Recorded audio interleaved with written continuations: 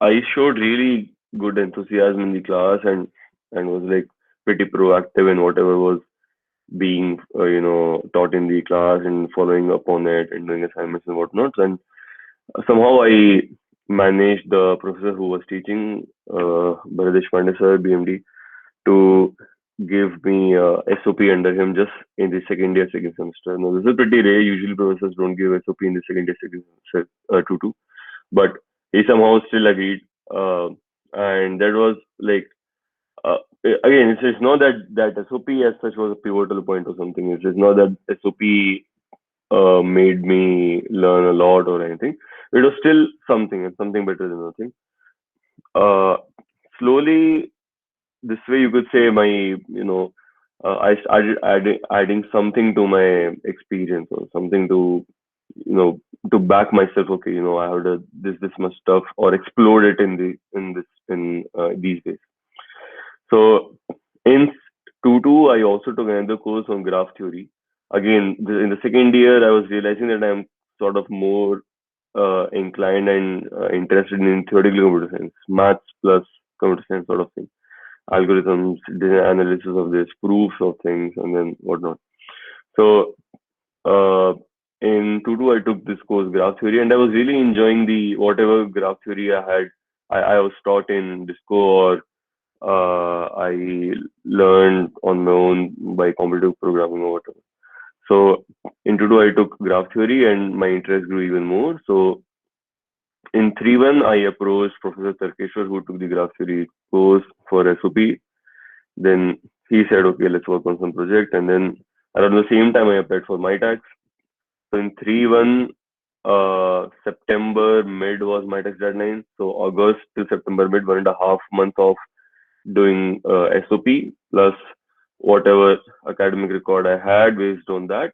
I got like two letters, one from Bharat sir, one from Tarkeshwar sir. Applied for my tax and thankfully even got it. Results came out in 3-2. That is when I decided, okay, I will go for my tax, and I will pursue more of a research direction right now rather than going for an or a corporate job or a corporate internship, even though I had one. Uh, so then I went to Montreal, at University of Montreal. I did a 3-month internship. It was pretty good. I would say that so far I haven't had like till now. I was just. I mean, I guess you guys would be already aware of how SOPs usually work out at bits, at least in Goa. Uh, so yeah, it's not that again those SOPs were anything pivotal or anything which really helped way too much in getting a lot of background or something. But it was still something better than nothing. At least I would be reading about something, right? Or getting myself more aware about the sort of problems, open problems that exist out there, and that professors, might be interested in to work on. But anyways, yeah. So skip to Montreal. Really loved that the whole 3-month experience from every perspective, from roaming around to making new friends to work. Uh, so we worked on two problems. I mean, primarily one problem, but sort of two problems over there. One was called Cops and Robertson graph. So Chor policeman graph basically. So like there are some cops, some N cops, and there is one robber. They are somewhere on the graph, and then each timestamp, eh, all of them can take one hop anywhere on the graph, depending on if the edge exists. They can take a hop, and then you have to find the minimum number n such that you can capture the cop. Oh, sorry, yes, so the cops can capture the robber. For example, like think of a say 4 points connected by like a square kind of a graph. So there are four edges, 4 points. It's a circle in some sense. So if you just have one cop and one robber, you will never be able to chase him because if you move here, you will move here, you move here, you move there, like endless. So you need at least two of them. So for different sort of graphs, try to analyze how many cops do you need in order to capture the robber. Yeah. So that was like one of the main problem, and our work is even available on archive if you are really interested in knowing about it more. I won't go into much details or getting anything technical over there. Uh, that experience was pretty good because it made me exposed to a decent, good, research aura, you could say. How research is actually being done, what is expected out of a research, uh, sort of a exposure to a mini research cycle. And I will come to this research cycle in a little bit, what I mean by it. So like usually you, from the point of starting to come up with a project, to come up with a problem, to brainstorming it, what directions and why, getting the literature done, reading the prior work, uh, and then slowly navigating into a sort of direction which you're kind of getting results. And then once you have a set of results, documenting it formally, applying it for a conference slash journal wherever, presenting it. This is a research cycle roughly. So it gave me exposure. Again, as I said, a somewhat high level exposure, not a very like full on depth exposure, but a high level exposure to this entire process because I didn't come up with the problem. The professor told me, okay, this is the problem that we're going to work on. I was also not involved too much in documenting the work and submitting and whatnot. But I was involved in the middle project, in the middle part, and at least I got to know okay how it is. I was still being there and looking at the process going ahead. So came back from Montreal in 4-1, and that is when I was also applying for my masters. And around the same time, I was thinking, should I apply for a thesis or should I go for a PS in 4-2? I decided I will be doing like thesis slash PS, whatever it will be in 4-2 and not 4-1. Major reason was that my my summer internship would have like got extended and it wouldn't have covered like it. I wouldn't have been able to do 6 months of. Okay, I'm seeing some of my friends also joining. Okay, that's nice. Aditya is there.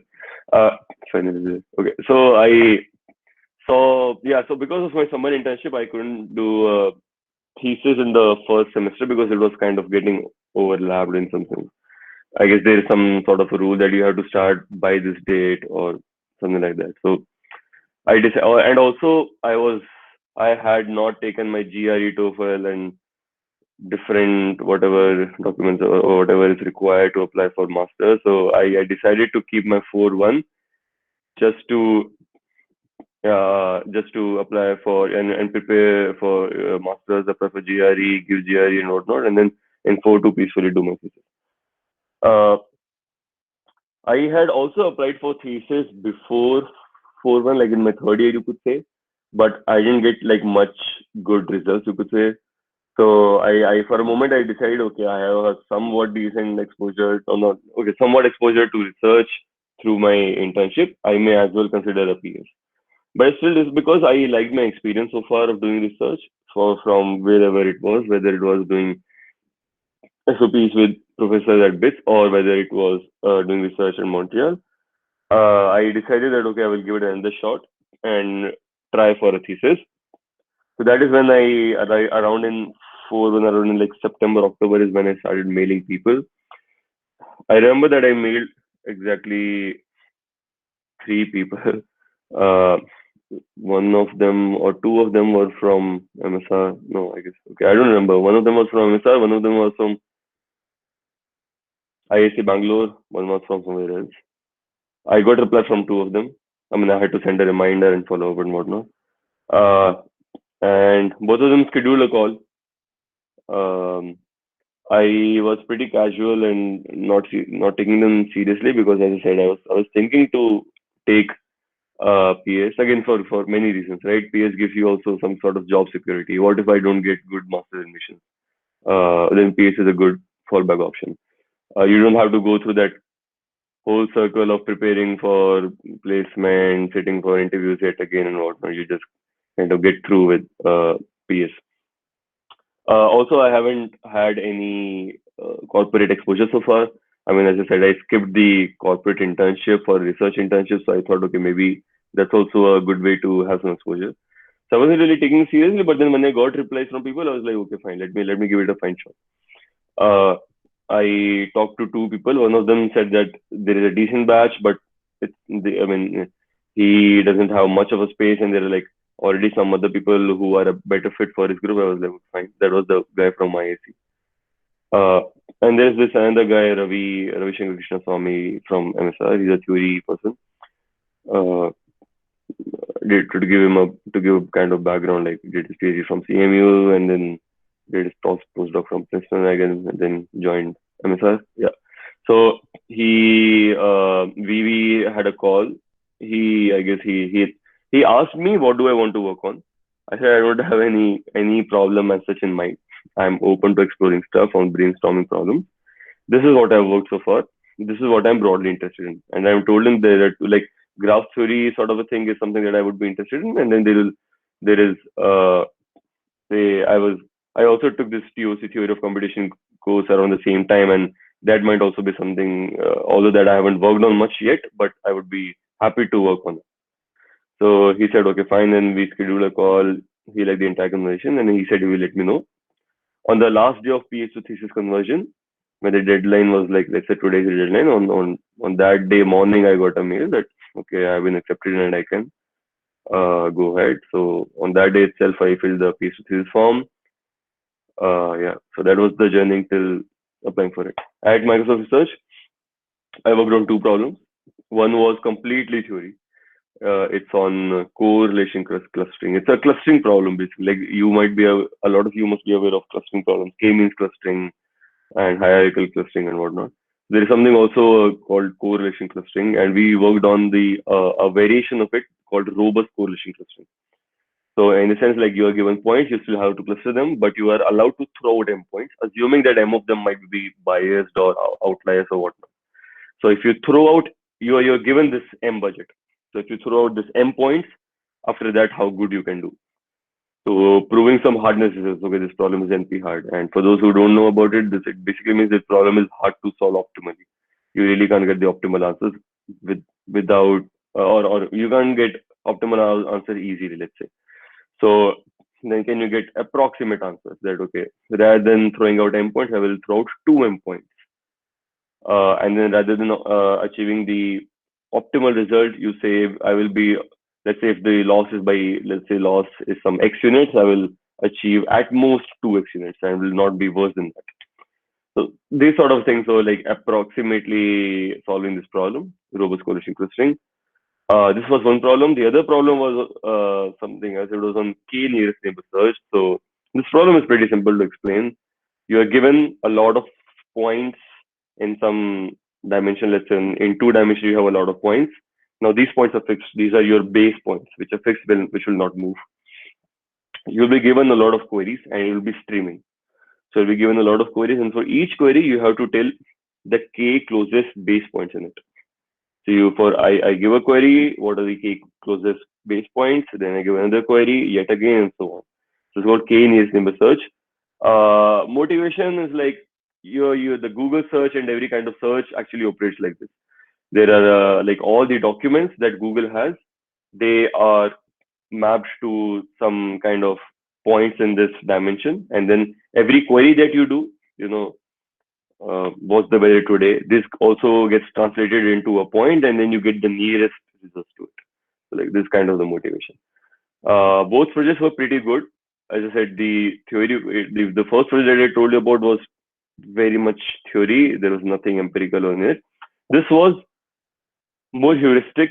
We didn't prove any theory result in it, but we came up with some kind of intuitive ideas to improve upon existing work. And uh, yeah. And then there was so this second project was also sort of inclined towards systems. So like how to save space, how to compress things and whatnot. So like this was from a systems perspective solving this problem. I was more involved in the algorithmic part of it, but I still got a good exposure to the systems part of it and how people work in like what sort of problems people try to aim in systems. Both of these projects were pretty good. Both of these projects also got accepted at conferences, good conferences. Uh, yeah, when I came for my master's, I also went to Boston to present the robust correlation clustering work at MIT, and then the other work I didn't go. That was in Vancouver, I guess. But anyways, yeah. So these were the two problems that I worked on, and let me, as I said, I didn't prepare anything. So let me think if I'm missing some good points over here.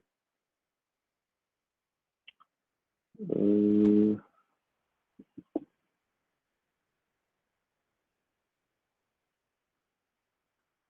Yeah, I guess the whatever else that I want to say might probably get covered in the questions. Like some of you might be interested in knowing should we do thesis in first semester slash second semester and whatnot. Yeah, I guess those sort of my advices I will give through whatever questions you guys ask. So yeah, this was sort of the monologue that I would like to say as of now.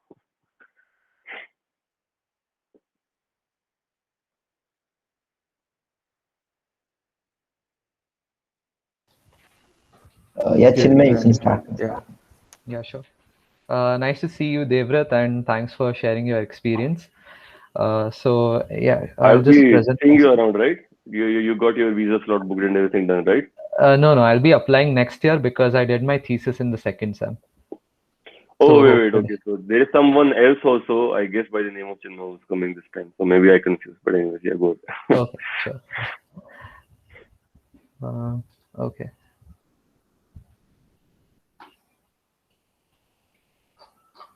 Right. So, hi everyone. Really excited to share my experience with you today.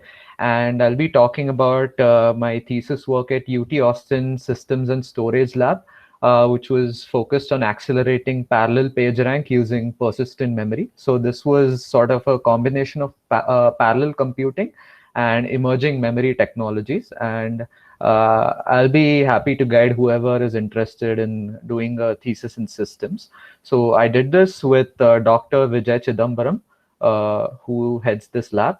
So yeah, let me get started by telling, sharing a few tips for about to be second year students who are interested in research and technical expertise. So I guess for you, it's a bit early to get into research. So I would say participate wholeheartedly in technical clubs like AeroD, ERC, Celestia Programming Club. Just build up your technical base and explore these sort of fields that have a low barrier to entry, like machine learning, blockchain, open source programming, because you don't need to have completed any courses at BITS to start exploring these fields. So these are the kinds of fields you should target at this point of time.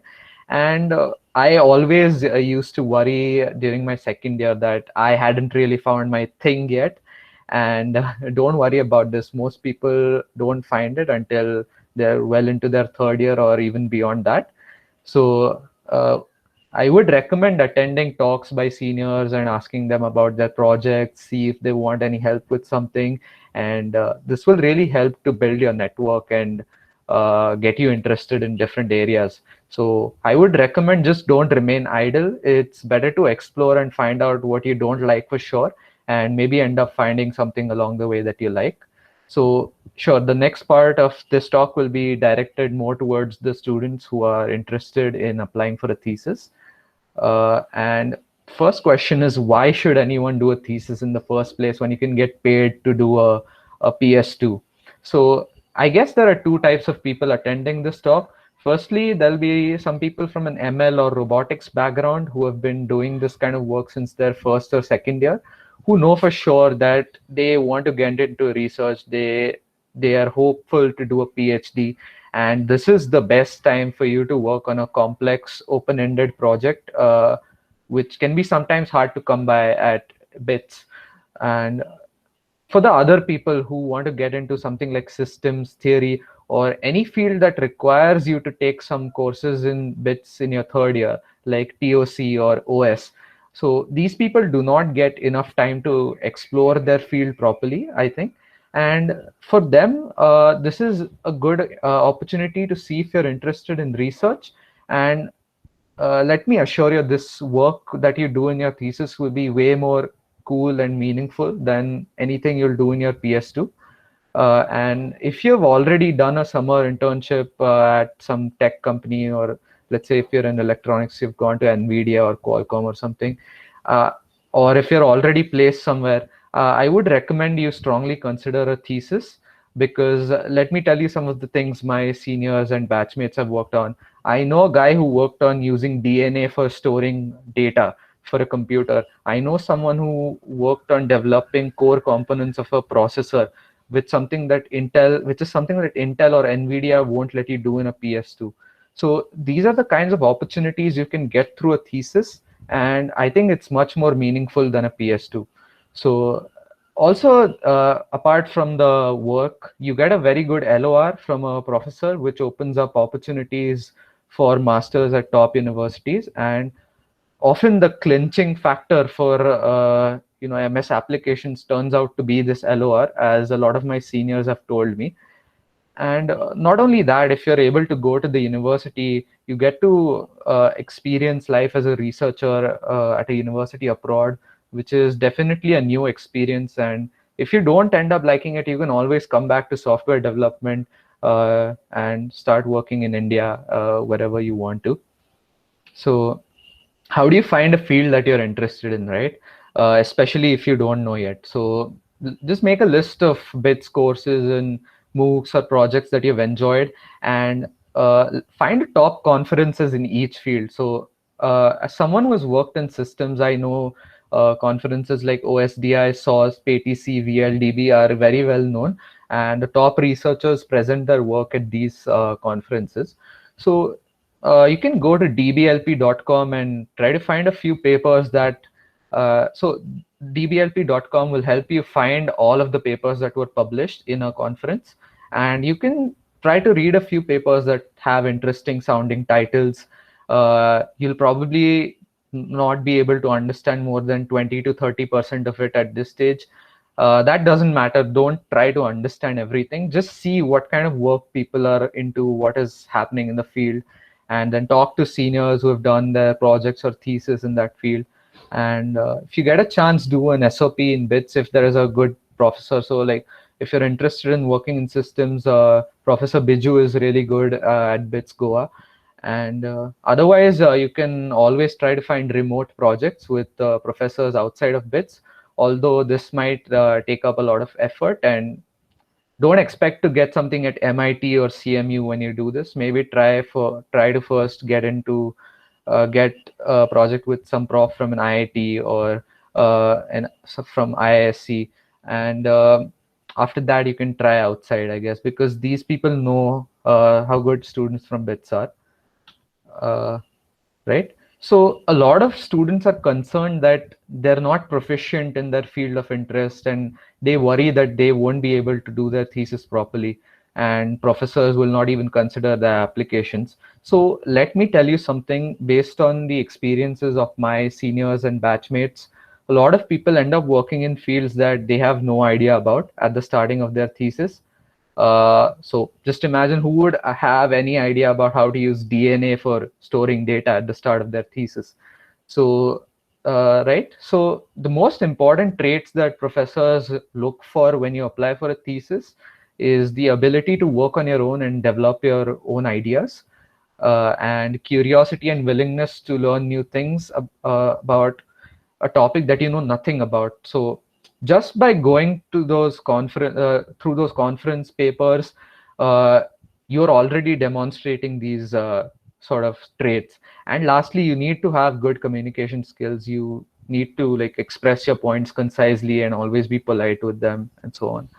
So how do you find good professors to apply to? So, as I said, read papers from top conferences. And there are two ways to do this. Firstly, if the conference is recent, look for the last author of the paper, who is generally the professor who was involved in guiding the PhD student who did the research, and check out their lab websites. And if the conference took place a few years ago, say 4 to 6 years ago, look for the first author as well, because that person at that point of time was doing his or her PhD, and they would have probably finished it by now, and they might be professors now, and they're looking for students to work with. So these types of professors are much more likely to respond to your emails, right? So there are certain types of professors that have a higher respond rate, so to say, for your emails. So firstly, because they can trust you, right? Because otherwise, why would any professor give you important work from their lab to do? So if they'll give it to you only if they trust you, right? So look for profs that seniors have worked with for their thesis, or professors from India, or professors who take a lot of Indian PhD students, because these professors definitely know about BITS, about the quality of students from BITS, and they'll be much more likely to consider your application. There'll be another category of professors who are young and ambitious assistant professors. These are people who have joined recently and are looking to set up their team, and they're not well known yet in their field, maybe. Uh, so these people will probably be more receptive to your emails. And there are some professors who will explicitly advertise openings in their lab on their website. So these people have been looking for people for some time, probably. And if you get a combination of two or more in any of your professors, this that is definitely someone you should apply to, because they'll probably respond to your email. So what should you say in your email, right? Firstly, keep it short, because no one is going to read an email from an unknown person that is longer than the length of the screen, because they get literally hundreds of emails every day. So let me just give you a brief overview of how you can structure it.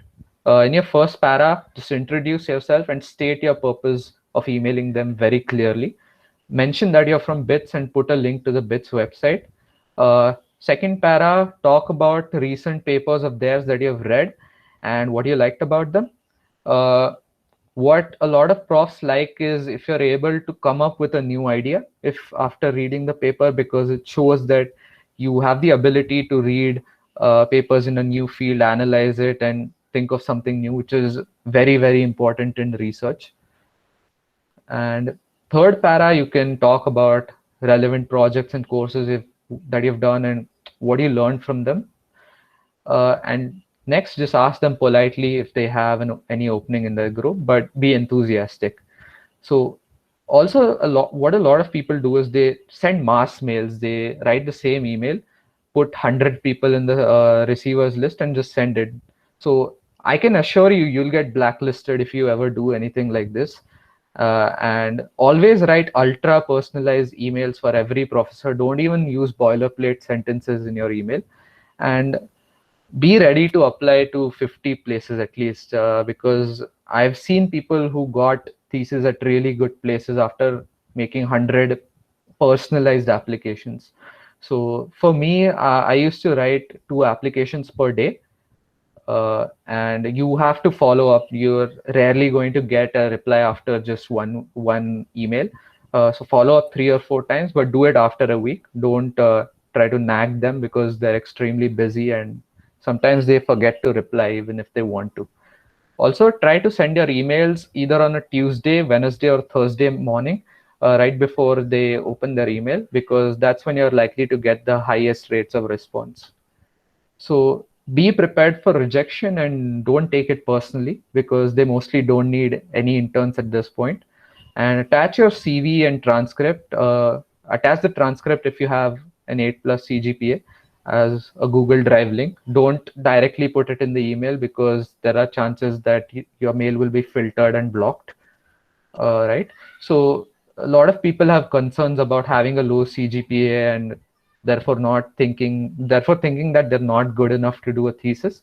So generally you won't be rejected just because you have a low CGPA, but you must be able to compensate by telling about your projects and showing your willingness to learn. So when should you start? For Sem 1 thesis, I would recommend starting in November or December, because March is the deadline. And if you're enthusiastic, you can maybe start going through some papers and identifying potential advisors in September or October. But remember that the winter break is kind of important in the US and Europe, and a lot of professors won't reply during it. And for Sem 2 thesis, right about now is a good time to start, I would say. So does doing a remote thesis make sense? So for the past 2 semesters, most people ended up doing the thesis remotely. But for CS related fields, it does make sense, even though you'll miss out on a lot of networking and mentoring experiences, but you can still learn a lot. But you have to put in some extra effort for this. Go talk to the professor, the PhD students, and get to know them on a personal level. And this will help you out a lot, because their perspective will be really different from what you'll get from anyone at BITS. And another thing that I noticed is that you should talk to PhD students before accepting the thesis offer, if you're in a position to do so, because you'll immediately realize if they're happy to be working with him or her by talking to them. And the chances of you enjoying your work are more if the professors, PhD students are also happy to work with them. So a lot of people are confused about whether to do it in the first or second semester, and do it in the first semester only if you really know that you want to immediately go for masters, or for some reason you want to sit for second sem placements, or if you have already identified an area of interest and you've worked towards it previously.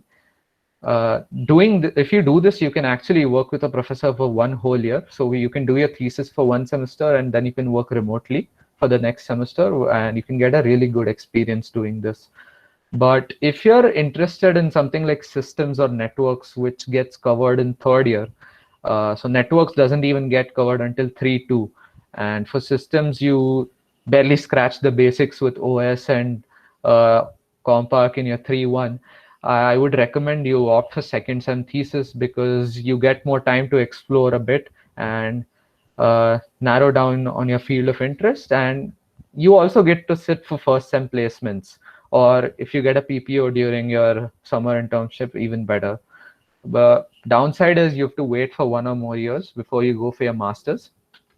So what about the funding, right?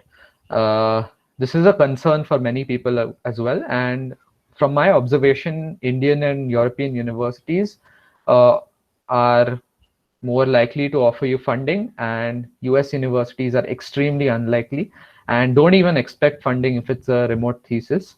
Uh, Also, don't immediately reject a good unfunded thesis offer unless your financial situation does not allow you to take it up. Talk to seniors about this before you make this call.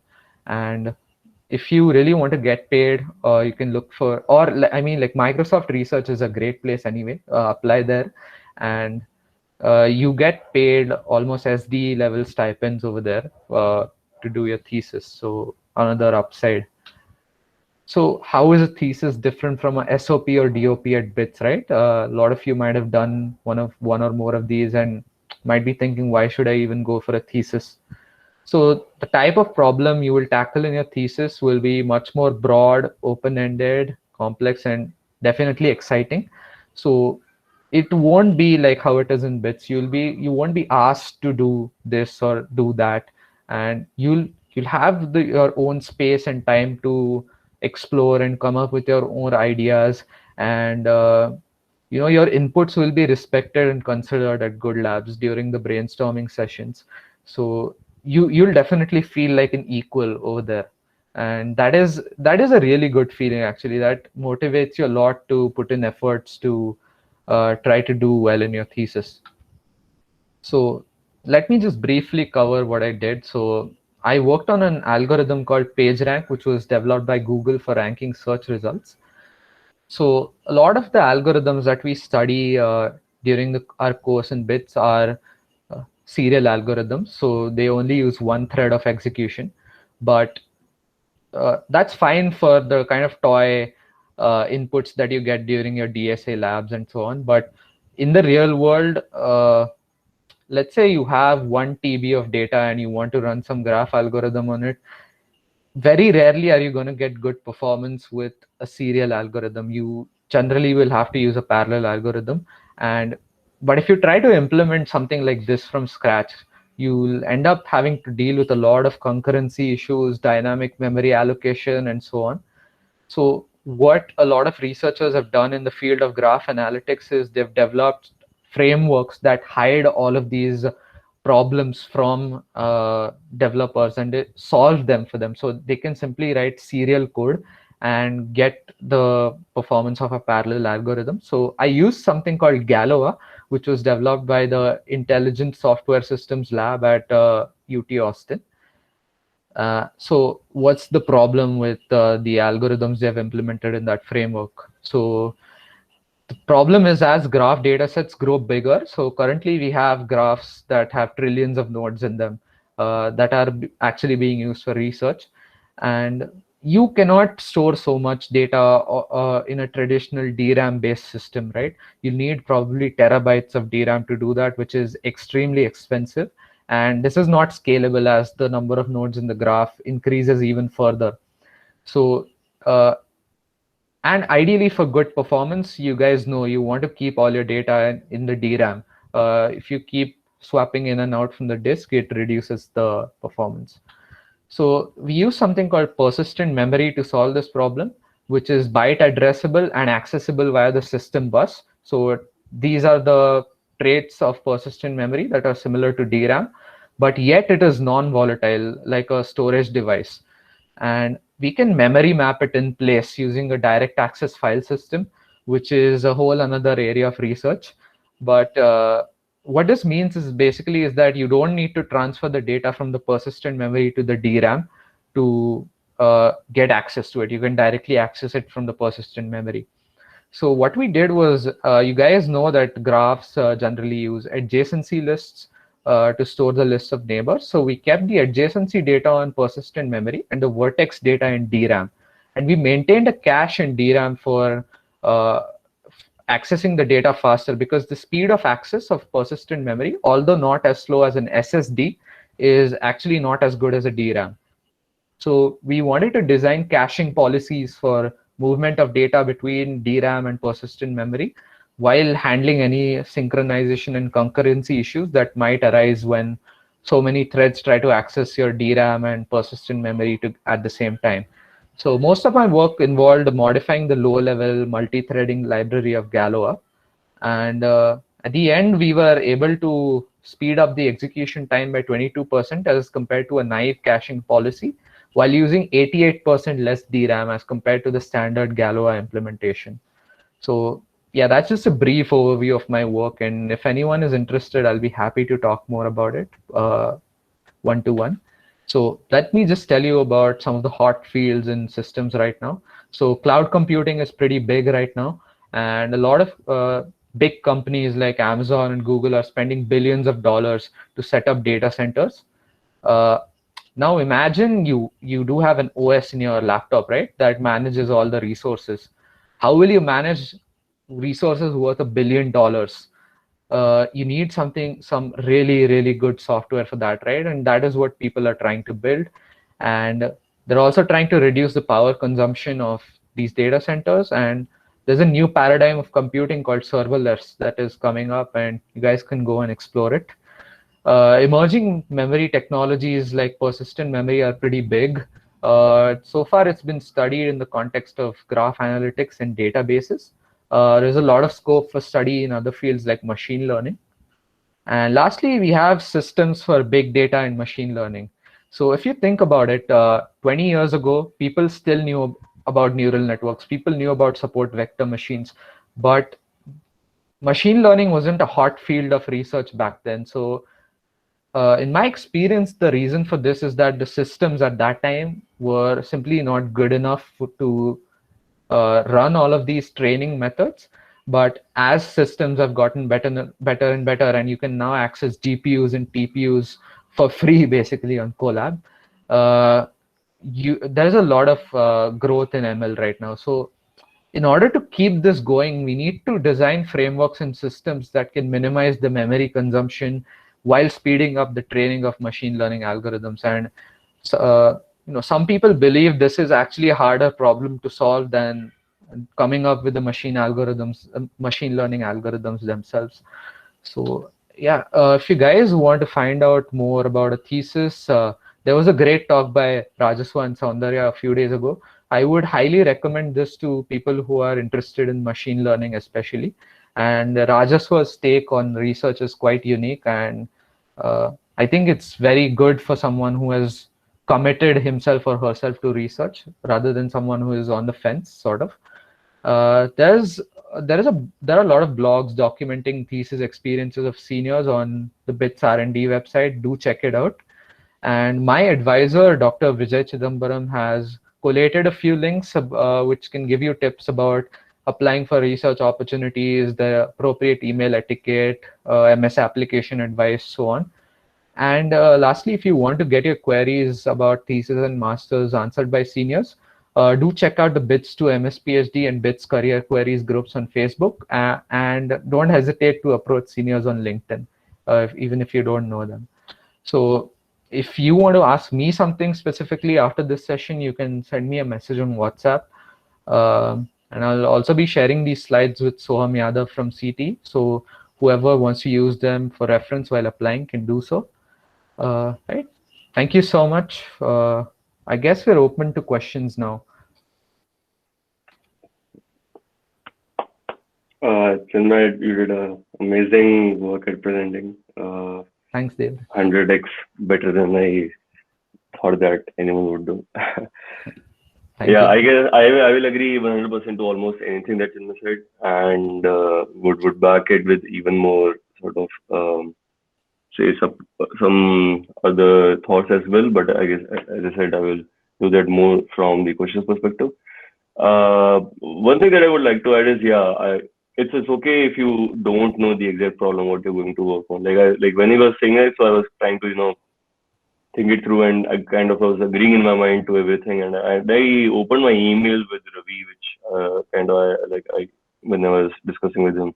And let me share my screen. I will show you the entire email thread with him. So let's see.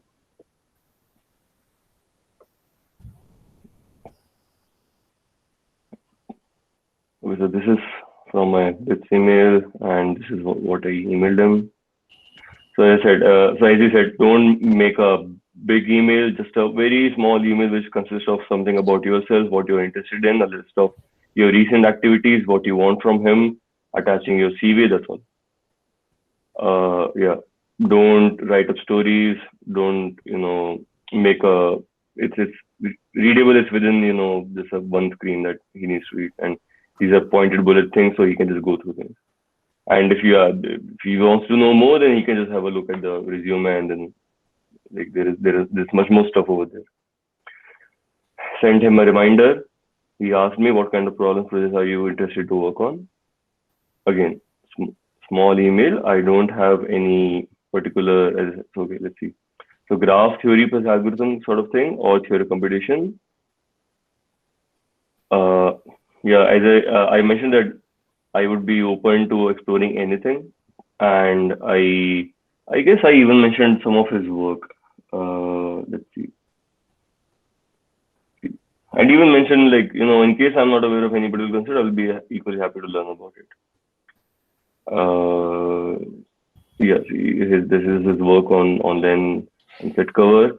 Again, so basically, even yeah, I mean, okay, rest of the email is really not at all important, but I was trying to back him, whatever Chinmay said, that yeah, write a short email, make it crisp to the point, make some good background work on what you want to talk to him about. Let's say, his work, whatever he has done in, or what he even might be interested in, you are interested in, and then just keep it short and to the point. Yes.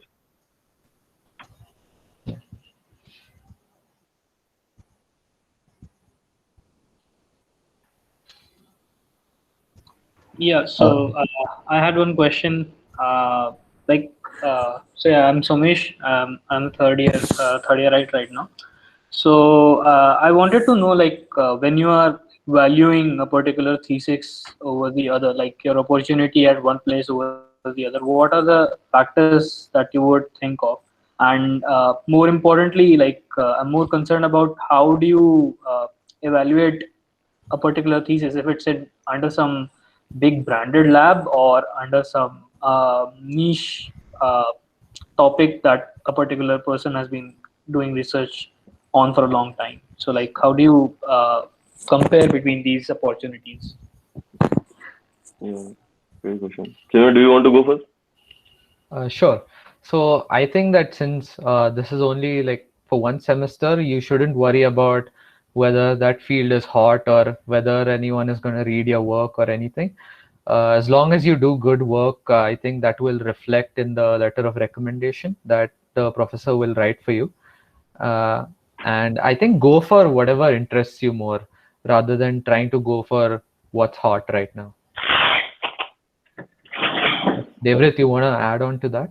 Yeah, I agree with that. I mean, on top of that, I would like to add something. So,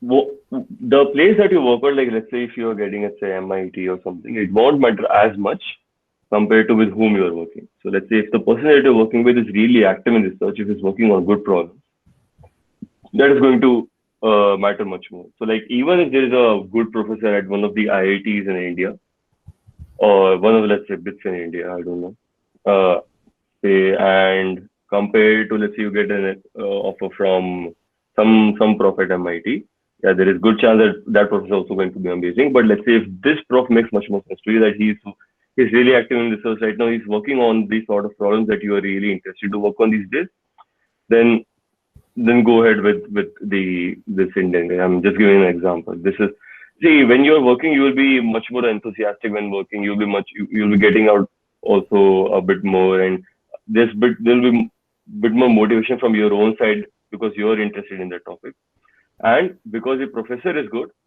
he's if the professor is good, like people will know him around. So don't think that okay, he's the professor from MIT is that will matter much more than this guy. No, it is not like that.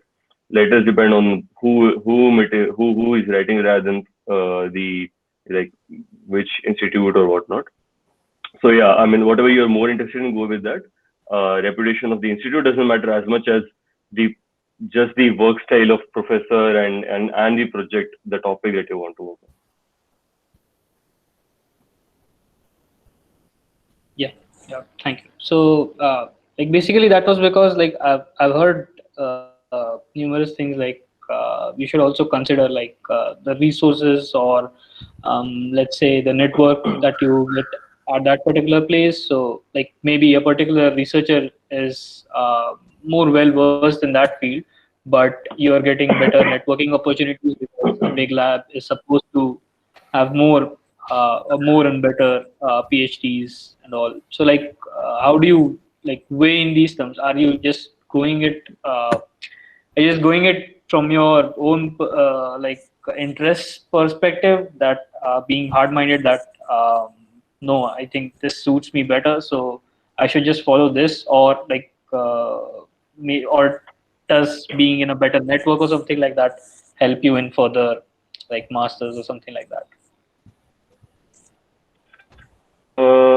Yeah, so networking, as I said, like if the prof is active, he will help you build networks nevertheless. To have a good research experience and to show that you really did a good research speaks more than building contacts. Building contacts will help you, yes, but if you do some really good research, with that prof, that will be carried over way longer. And like even with people whom you don't have contact will really be weighing you as a really good researcher because of the work that you did. So that's why I would prefer, to work somewhere where I really like the work that I'm going to do, because I think I will be much more productive and, things will come more from my side, much more enthusiasm. And the prof is active, let's say, and the prof is really a good researcher. He's really active these days, and then he's working on some interesting problems. And there are some like those sort of things, I guess, will be good enough to help me make my reputation in the research sense strong enough that even if I'm lacking at say some 10% or 15% of lack of opportunity to network right now, it's fine. It will be much more covered by the work that I'm doing. And yeah, networking is good. I guess you will get plenty of other networking opportunities as well later. But research is something that you have to build on, step by step, step by step. And if you don't take the right opportunity right now, then it might not really be yielding you to the most optimal path in some sense. So yeah, I mean, for these reasons, I would still prefer to go with the second prof I just mentioned. Yeah, I'd just like to add on to that. And a lot of people think that they have to work with someone who is well established, who has been in the field for 20 years or something. So my own professor, he completed his PhD in 2015, I think. And he's probably not as well established as some of the other people who have been around for 1 or 2 decades in that field. But because he is less experienced, he has a smaller team right now, and I got to work directly with him. So otherwise, I would mostly be working with some PhD student, but in the course of this project, I actually got to work directly with him. So as if I was a PhD student for one semester or something like that. And that one-to-one interaction helped me a lot, I think. And if you work with a PhD student, right, they probably have less of a say, or maybe they might not want you when the professor selects you for the thesis, but they'll still be forced to give you some work or something. So do consider that trade-off. That big name often comes with reduced opportunities to interact with the professor. Totally agree with that. I will just to give an example. My going to a PhD advisor is, I mean, he's also like two hot shots. I talked to him like 2 or 3 times in the entire semester, and just not at all ideal. So I'm searching for a co-advisor now, and yeah, it has its own pros and cons. So he might help me in making my network, right? And that's a good thing. And he may help in many other things. I mean, he's much more experienced, so he may help in just a soft skill kind of a guidance. That's how you should work, that's how you should apply, that's what you should do, and whatnot. But he will not be directly involved in the project. That's the bad side of it. As a result, I always work with some other person, like when he's involved. Like he's not at all involved in he's not much involved in the project as such. He's aware of what I'm doing, but he's not guiding or something, doing something like that. So I always have to keep someone else who's much more active and maybe young and whatnot. So basically just backing whatever Chinmay said here. I had a doubt regarding the extended thesis. Like if one wants to start the thesis in the summer after the third year and continue it in maybe 4-1. So for that, what do you think should be the application process like? So, wait, are you saying it from a dual ed perspective? No, from a single degree perspective. Okay, fine. So basically, yeah, I mean, working on the same project, but not as a thesis, but just kind of continuing your work, whatever you're doing at thesis, right? Yeah. So, I mean to say, like, since working for 3 months is too less, and you might want to, spend more time with the professional scientists or the research.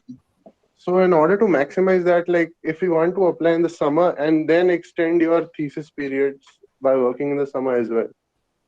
Yeah, that's a good idea. So actually, in fact, to add to that, professors usually like if you try to commit them for a longer period of time rather than for summers, they will really be interested if you want to work for 6 months rather than say for 6 months, they'll be really interested if you say 1 year, because research is something that takes time. It's a gradual process.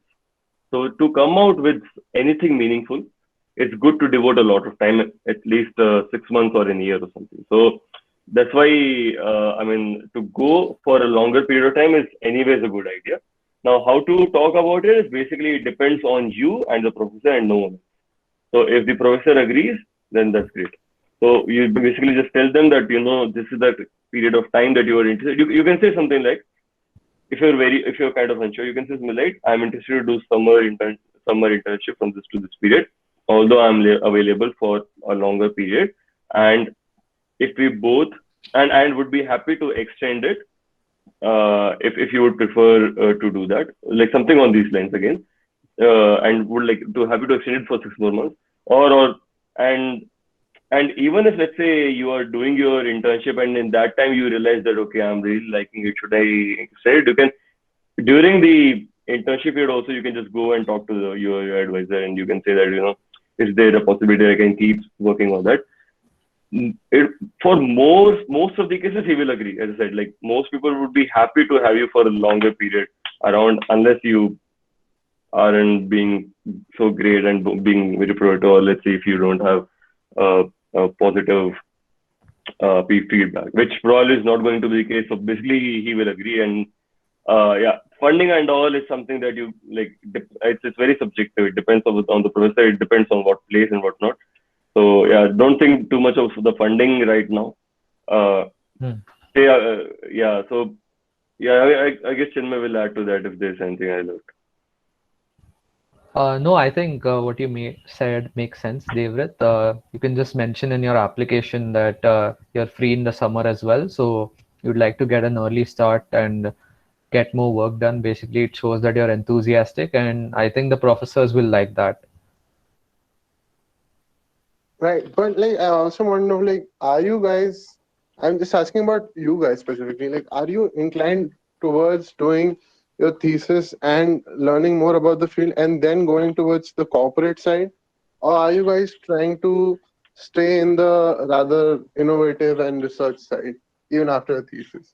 So sorry, I didn't get. Are we trying to do thesis and more sort of stay in the research side? Yeah, I mean, like many people, like when they are comfortable with the field they're working in, then they try want to join an MNC or somewhere and then work there in a research role, or else you can join a lab and work there professionally. So, what are you guys planning, and how did you decide that? Yeah, I will tell about mine. I guess I have a long way to go, at least 5 years for my PhD. So it's not. I don't have any clear answer as no. I can tell including right now is to work in a corporate research lab and then be a kind of a visiting professor there. I like to teach as well, but I am realizing along with time that d- like teaching takes time. Uh, Bit teaching didn't take time. There's a difference, I guess. Like I TA'd a lot over there, and like the over here, professor, if they take one course, it takes a load on them, and them is like, oh god, like so much of work. And I also realized because like again taking courses over here versus there, I realized the kind of workload that you guys have and whatnot. So yeah, I don't know like as time progresses how much of I would be interested in doing teaching, but I guess I would still be interested in like somewhat be interested. So I would still want to keep my contact with the academia in the sense that yeah, be a visiting professor somewhere, teach a bit. That also brings a lot of good things about other aspects like you can collaborate with a lot of people. You get to know other students that take your courses and through them. I mean, that's another kind of thing in itself. At the same time, corporate research is great because I guess one reason is money. This is something that I have never given much of an importance or thought so far in life. But again, now it's coming to my mind that yeah, that I mean, it's not a bad idea to have more money, right? uh, and then yeah, I guess I have seen being at MSR the life that people have, and I really like the kind of environment. And even being at research corporate research labs, I feel people were able to do good collaboration. There is a bit of downsides to it again at the same time that you might have to be that you are kind of constrained to also work on projects which company want you to do. So you might be working on some research problem, but at the same time you will have to work on some projects which company want you to do. So, but again, yeah, I guess things will get much more clear in 5 years. But that's sort of the impression that I have right now. For me, it's too early for me to decide. I think I'll be doing my master's first, and based on my experiences over there. So right now, I had to do my thesis remotely. So I don't know if my experience of working with a professor was accurate or not. I guess I'll go there, work in a lab. I'll realize if research is right for me, and then I'll decide what I want to do. Right, right. Thank you. Sure. Sure.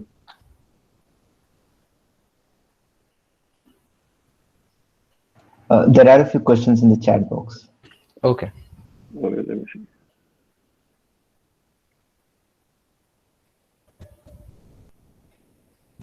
Okay, so I'm reading Jay's message about assistant professor. Yeah, I guess that's a fair idea, you could say. I mean, I'm not saying that that's true with probability one in every case, but that's kind of what would be true in a lot of cases. Assistant professors are much more active. They are not tenured. So their career and your career both depend on your work.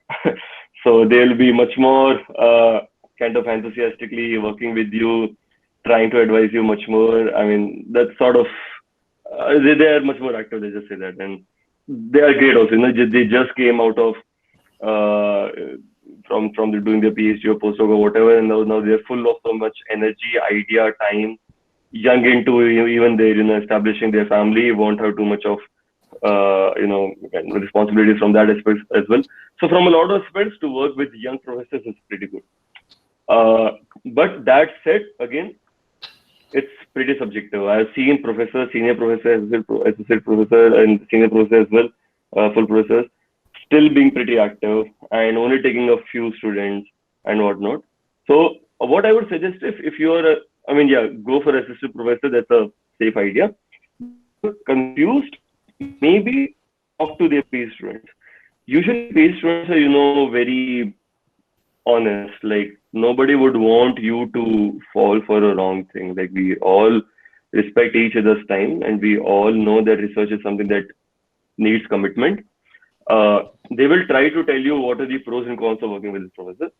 So let's say if the prof replies and you have a positive thing and things are going forward, you may ask him or maybe directly email one of the students. I mean, depends again. If the professor is chill, you can just directly email the student. Or you can say, hey, can I, talk to a few of your students just to know, the kind of projects that are being around and just to have kind of an interaction with them. And they would most likely be like, yeah, fine, I will keep you. I will make you in touch with this person. And then with that person, with that PhD student, you can ask, okay, what are the good things of working with this prof? What are the bad things? What are your perspective and what you'll get some sort of a perspective on it, and then you can decide which one to go along with.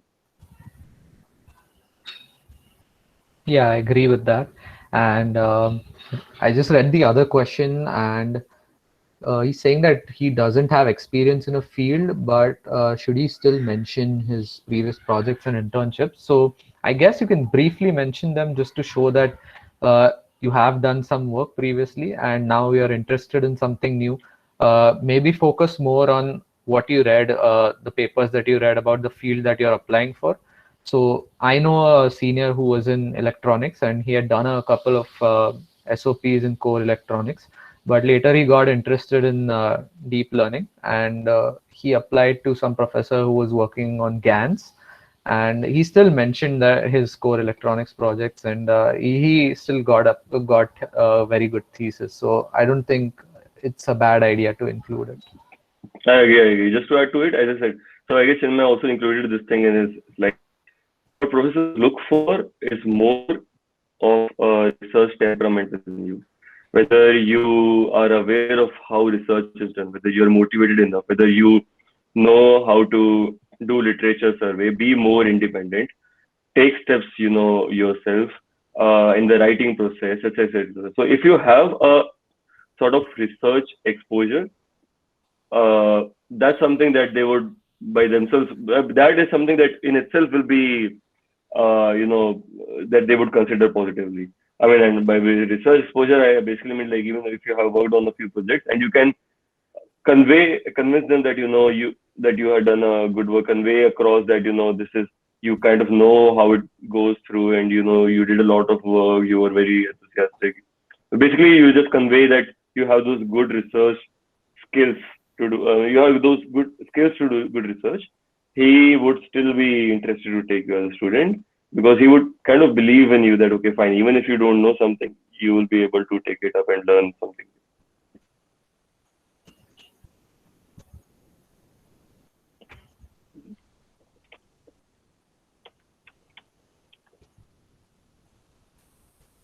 So does anyone have any other questions?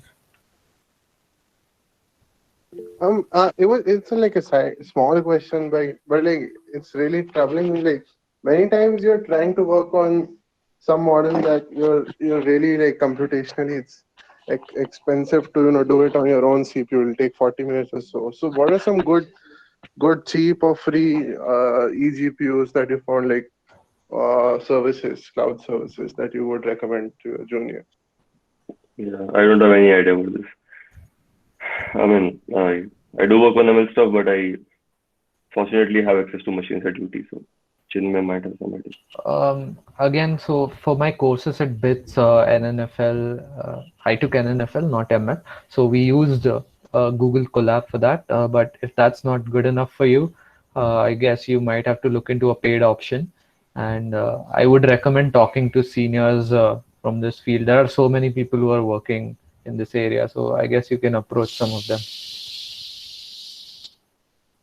Right. Also, like since you mentioned that you took NNFL, want to know like the core structure of NNFL is pretty archaic compared to what is being taught right now. And the taught right now, I mean, the industry is caught up way ahead of what NNFL deals, and it even touches on expert system, which is just like so 2000s thing. So, do you even recommend someone to use their Opels or their or the credits to do courses like NNFL or ML at BITS, or would you recommend them to take some SOP, LOPs, or project type courses? I think personally, even if you know everything that they're going to teach, so firstly, you'll get a good grade in it. And when you're applying for your master's or something, people are going to look at your transcript. So generally, the first thing they'll do is they'll look at your transcripts, unless you have some hotshot research profile. So if you don't have that, they're going to look for a course like NNFL if you're saying that you're interested in deep learning. So I would still recommend that you take it. Yeah, right. I totally agree with you, man. So the like anything which is officially from BITS, whether it's your GPA, whether it's what courses you took, whether your professors, LOS, is going to be taken very seriously. So, and no matter you do some 5 courses from Coursera on ML, Intro to ML, you do the complete series or whatever, it will not have so much of an impact as doing create at, let's say, 3 courses related to ML stuff, ML or neural network, etc. at BITS. Right. Thank you. Okay, then with that, I think we can conclude this session. I'd like to thank you, Devrit and Chinmay. It was really insightful and a great session. Yes, sure. Thanks. Thanks to CT for organizing these kind of sessions every year. So personally, I used to attend all of these in my 3rd year, and talking to seniors at that time really helped me out during my thesis application process. So thanks, Darshan and Soham. Yeah, thank you so much for hosting me as well. It was really great talking to all you guys, and all the best for whatever you guys are pursuing. Yes, all the best.